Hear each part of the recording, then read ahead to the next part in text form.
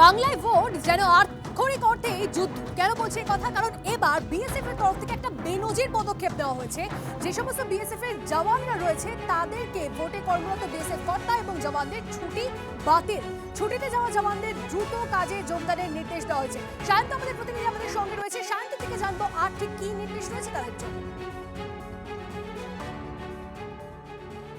দেখো, পশ্চিমবঙ্গে Dakshinbanga frontier, Uttarbanga frontier এবং গুয়াহাটি ফ্রন্টিয়ারের অন্তর্গত কোচবিহারের সীমান্ত রয়েছে। আর এই বিপুল পরিমাণ 2217 কিলোমিটার সীমান্তে যেসব জওয়ান রয়েছেন মূলত বিএসএফের, তাদের যাদের ছুটি রয়েছে বা ছুটির জন্য অ্যাপ্লাই করেছে তাদের যাবতীয় ছুটি বাতিল করা হলো। অর্থাৎ বিএসএফের শীর্ষকর্তা থেকে বিএসএফের হাবিলদার অথবা তার থেকেও কম যারা নিচু পদমর্যাদার, তাদের প্রত্যেকের ছুটি বাতিল করা হলো। বিএসএফ সূত্রে খবর, নির্বাচন কমিশন নির্দেশ দিয়েছে আঁটো নিরাপত্তার ব্যবস্থা করতে হবে সবকটি বুথে সীমান্ত সুরক্ষায়।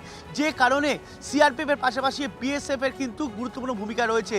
আর সেই জন্যই ইতিমধ্যে এই ধরনের নজিরবিহীন সিদ্ধান্ত। বিএসএফ এর শীর্ষকর্তাদের একাংশের কথায় যুদ্ধের সময় এই ধরনের সিদ্ধান্ত নেওয়া হয়, কিন্তু ভোটের ডিউটির জন্য কোনো সময় ছুটি বাতিল করা হয়নি। এবার প্রথম এই পদক্ষেপ করলো বিএসএফ। কারণ তুমি জানো, 2 দফায় ভোট, প্রায় 2 লক্ষের কাছাকাছি কেন্দ্র বাহিনী মোতায়েন হচ্ছে রাজ্যে নির্বাচন সুরক্ষার জন্য। পাশাপাশি বিএসএফ সূত্রে যেটা খবর, যে বিএসএফ এর যেটা মালদা, মুর্শিদাবাদ, উত্তরবঙ্গের বেশ কিছু অংশ এবং উত্তর চব্বিশ পরগনার বেশ কিছু অংশের বাংলাদেশের ভূখণ্ডে অংশে জামাত এবং তাদের দলবল জিতেছে বাংলাদেশের ভোটে। তাদের সমর্থকরা কিন্তু অশান্তি পাকালেও পাকাতে পারে। সেই আশঙ্কা থেকে কিন্তু সীমান্ত সুরক্ষায় যাতে কোনো রকম ত্রুটি না থাকে, কোনো অনুপ্রবেশকারী না ঢুকতে পারে ভোটের বুথগুলোতে, তার জন্য কিন্তু কড়া সিদ্ধান্ত নেওয়া হচ্ছে বিএসএফ এর তরফে। জনবিন্যাস বদল নিয়ে অমিত শাহর আক্রমণের এবার পাল্টা জবাব দিলেন মমতা বন্দ্যোপাধ্যায়। বিজেপির বিরুদ্ধে অপপ্রচার এবং অসত্য তথ্য প্রচারের অভিযোগ তুললেন তৃণমূল সুপ্রিমো। বিজেপিকে সংবিধান হত্যাকারী বলেও তোপ দাগলেন মমতা বন্দ্যোপাধ্যায়।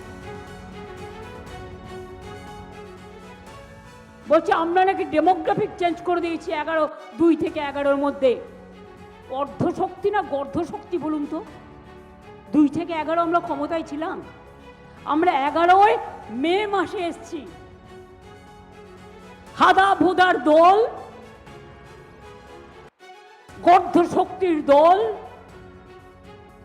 পড়াশোনা করে না, খেলাধুলা করে না, দাঙ্গাকারী, ভোট কাটারি, স্বৈরাচারী, গণতন্ত্র হত্যাকারী, সংবিধান হত্যাকারী বিজেপি। জেনে রেখো, মানুষের অধিকার থেকে মানুষের ভোট কেটেছো, তোমাদের কেউ এবার ভোট দেবে না, কেউ না, কেউ না, কেউ না। তৃণমূলের জমানায় জনবিন্যাস বদলের জন্য রাজ্যবাসী ভয়ে রয়েছেন, গতকাল এমন দাবি করেছিলেন অমিত শাহ। चुनाव जो है वो एक प्रकार से जान जाने के भय से मुक्ति का चुनाव है, आजादी जाने के भय से मुक्ति का चुनाव है।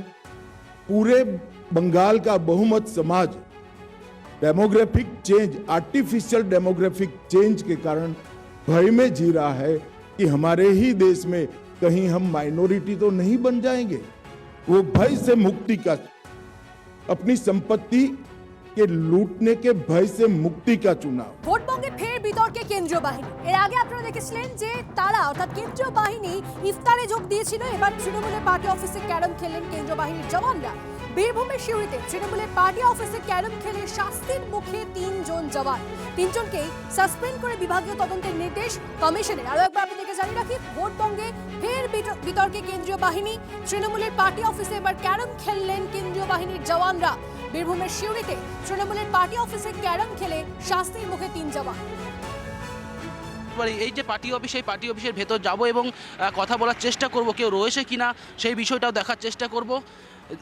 তৃণমূল কংগ্রেসের যে জেলা কার্যালয়, বীরভূম জেলা যারা কার্যালয় রয়েছেন, এখানেই কিন্তু কিছুক্ষণ আগে অবধি উজ্জ্বল চট্টোপাধ্যায় তিনি ছিলেন, কিন্তু এখন তিনি বেরিয়ে গিয়েছেন এখান থেকে। বলছি দাদা, আপনারা তো কার্যালয়ে রয়েছেন, এখানে একটা অভিযোগ উঠছিল যে ক্যারাম খেলছিল কেন্দ্রীয় বাহিনী জওয়ানরা, আপনারা কি দেখেছেন? বলছি কেন্দ্রীয় বাহিনী জওয়ানরা এখানে ক্যারাম খেলছিল, একটা ভিডিও ভাইরাল হয়েছে।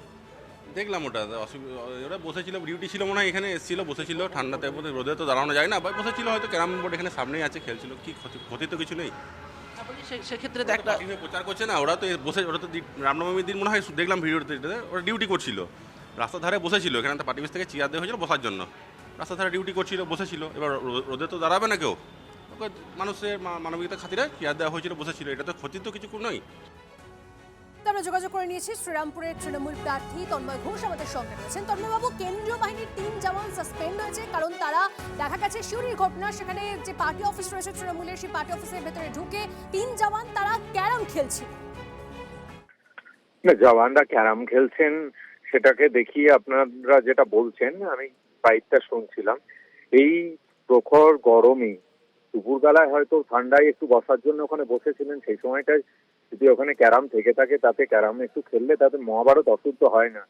নির্বাচন কমিশন এইসব করে বাংলা জিততে পারবে না। আমি কিছুক্ষণ আগে এখানের এক নির্বাচন কমিশনের আধিকারিক কেউ ছবি তুলছিলেন, তো তাকে তার সামনেই বললাম, আপনাদের ক্যামেরাতেও বলছি, যে তারা এই ছবি তুলতে পারবেন, মানুষ নেই তাদের বিজেপির পাশে, বিজেপি কোথাও রাস্তায় নেই, কোথাও দেখা যায় না, শুধু নির্বাচন কমিশনকে দেখা যাচ্ছে। ভোট কি নির্বাচন কমিশন দিয়ে হবে? বিজেপিকে জিততে গেলে বিজেপিকে দিয়ে ভোট করাতে হবে। এইসব করে বলুন ওদেরকে রাস্তায় নেমে ভোট করাতে, তাহলে মানুষ ভোট দেবে। হয়তো এ ধরনের জিনিস করে মন্তব্য করা বা জল্পনা করার কোনো জায়গায় নেই। বাংলা বেশ, আবার বোঝা যাচ্ছে আপনার বক্তব্য স্পষ্ট। ধন্যবাদ। এদের বিরুদ্ধে ব্যবস্থা হওয়া উচিত। কাদের বিরুদ্ধে? বাহিনীর বিরুদ্ধে। যেহেতু তৃণমূল পার্টি অফিসে তারা যাবে কেন? কোনো রাজনৈতিক দলের পার্টি অফিসেও যাওয়া উচিত নয় তাদের। তারা বিজেপি পার্টি অফিসেও যাবে না, তারা তৃণমূল পার্টি অফিসেও যাবে না, সিপিএম পার্টি অফিসেও যাবে না, কোনো রাজনৈতিক দলের পার্টি অফিসে তাদের যাওয়া উচিত নয়।